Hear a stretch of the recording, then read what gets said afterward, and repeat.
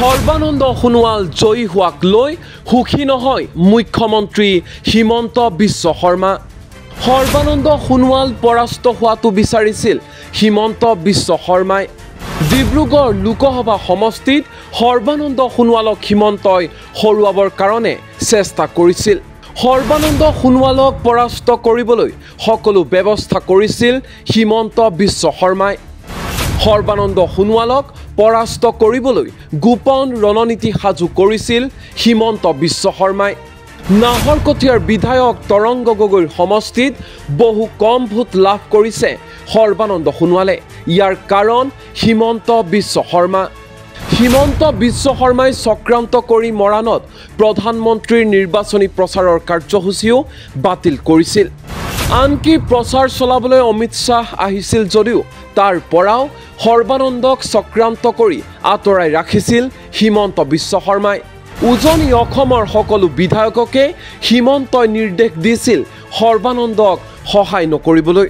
কিন্তু ইমানৰ পিছতো সৰ্বানন্দ সোণোৱালক হৰুৱাৰ এই চক্ৰান্তত হিমন্ত বিশ্ব শৰ্মা বিফল হ'ল। হিমন্ত বিশ্ব শৰ্মাৰ লম্ফ জম্ফ অহংকাৰ সকলো পতন হ'ল। হিমন্ত বিশ্ব শৰ্মাৰ বিৰুদ্ধে কেইবাটাও মহা অভিযোগ উত্থাপন কৰিলে ৰাইজৰ দলৰ সভাপতি তথা শিৱসাগৰ সমষ্টিৰ বিধায়ক অখিল গগৈয়ে। শুনো আহক ডিব্ৰুগড় লোকসভা সমষ্টিত বিজেপিৰ প্ৰাৰ্থী সৰ্বানন্দ সোণোৱাল জয়ী হোৱাৰ পিছতেই কি কৈছে, কি অভিযোগ উত্থাপন কৰিছে হিমন্ত বিশ্ব শৰ্মাৰ বিৰুদ্ধে বিধায়ক অখিল গগৈয়ে। অকল তিনিটা সমষ্টিত কালি বিজেপি পৰাজিত হোৱা নাই। ধুবুৰীত তেওঁলোক অকল পৰাজিত হোৱা নাই, নগাঁৱত তেওঁলোক কেৱল পৰাজিত হোৱা নাই, আৰু যোৰহাটত তেওঁলোক কেৱল পৰাজিত হোৱা নাই, লগতে আৰু এটা লোকসভা সমষ্টিত কিন্তু তেওঁলোক পৰাজিত হ'ল। এই তিনিটাত ভোটত পৰাজিত হ'ল, আন এটাত নৈতিকভাৱে পৰাজিত হ'ল। কোনটো সমষ্টিত জানেনে? ডিব্ৰুগড় লোকসভা সমষ্টি। ডিব্ৰুগড় লোকসভা সমষ্টিত অসমৰ মুখ্যমন্ত্ৰীয়ে সৰ্বানন্দ সোণোৱালক হৰুৱাবৰ কাৰণে সকলো ব্যৱস্থা কৰিছিলে। মই যদি এটা মাত্ৰ প্ৰমাণ দিব খোজো, এটা প্ৰমাণ দি দিলে আটাইতকৈ ডাঙৰ প্ৰমাণ যে সৰ্বানন্দ সোণোৱালৰ আটাইতকৈ ঘনিষ্ঠ যিজন মানুহ MLA, তেওঁৰ যিজন PSৰ নিচিনা তৰংগ গগৈ, তৰংগ গগৈ সমষ্টিতে সৰ্বানন্দ সোণোৱালে আটাইতকৈ কম ভোট লাভ কৰিছে। আপোনালোকে হয়নে নহয় চাওক, নাহৰকটীয়াত মাত্ৰ বিজেপিয়ে 3000 মান নে 4000 মান ভোটতহে লিড লৈছে। তাৰমানে তেওঁলোকে যাতে সৰ্বানন্দ সোণোৱালক ভোট নিদিয়ে তাৰ ব্যৱস্থা কৰিব খুজিছিল।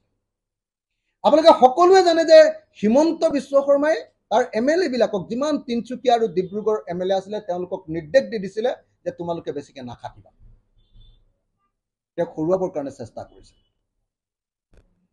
তেওঁলোকে আনকি চাহ জনগোষ্ঠীৰ ভোট বিভাজন কৰিবৰ কাৰণে টেকটিক্স কৰিছিলে। সেইটো কথা মই মুকলিকে বেছিকে বহলাই নকওঁ, কি কৰিছিলে আপোনালোকে সকলোৱে জানে। তাতকৈ ডাঙৰ কথা, আচলতে যোৱা 7 এপ্ৰিল তাৰিখে মৰাণৰ প'ল' ফিল্ডলৈ ভাৰতৰ প্ৰধানমন্ত্ৰী সৰ্বানন্দ সোণোৱালৰ কেম্পেইনিঙৰ কাৰণে অহাৰ কথা আছিল। হিমন্ত বিশ্ব শৰ্মাই কাৰসাজি কৰি প্ৰধানমন্ত্ৰীৰ ভ্ৰমণো বাতিল কৰাইছিল যাতে সৰ্বানন্দ সোণোৱাল হাৰে। অমিত শ্বাহ আহিছিলে যেতিয়া, আপোনালোকে সকলোৱে জানে যে অমিত শ্বাহে যেতিয়া ডিব্ৰুগড়ত যেতিয়া কেম্পেইন কৰিবলৈ আহিছিলে, কেম্পেইন কৰিবলৈ আহোঁতে সদায় কেম্পেইন কৰিবলৈ আহিলে কেণ্ডিডেটজনক লগৰ গাড়ীখনত উঠায়। গুৱাহাটীত কেম্পেইন কৰিবলৈ আহিছে, বুজিলি কলিতা মেধিক গাড়ীখনত উঠাই লৈছে। শিলচৰত কেম্পেইন কৰিবলৈ গৈছে, তাতো আপোনাৰ কেণ্ডিডেটজনক উঠাই লৈছে। কিন্তু ডিব্ৰুগড়ত সৰ্বানন্দ সোণোৱালক অমিত শ্বাহে লগত ৰখা নাই। সৰ্বানন্দ সোণোৱালক পৰাজিত কৰিবৰ কাৰণে চেষ্টা কৰিছিলে, কিন্তু কিবা কাৰণত সৰ্বানন্দ সোণোৱাল জিকি গ'ল। গতিকে প্ৰেক্টিকেলি আচলতে 4টা লোকসভা সমষ্টিত কালি হিমন্ত বিশ্ব শৰ্মাৰ অহংকাৰ, গৰ্ব, আৰু এই যে সদায় কৈ থাকে যে মই চব কৰি দিব পাৰোঁ, মই মেনেজ কৰি দিব পাৰোঁ, মই জিকালে জিকাব পাৰোঁ, হৰুৱালে হৰুৱাব পাৰোঁ, এই যিটো তেওঁৰ দম্ভ অহংকাৰ, এনেকৈ পতন ঘটিছে। নিউজ ডেস্ক এনি টক্স।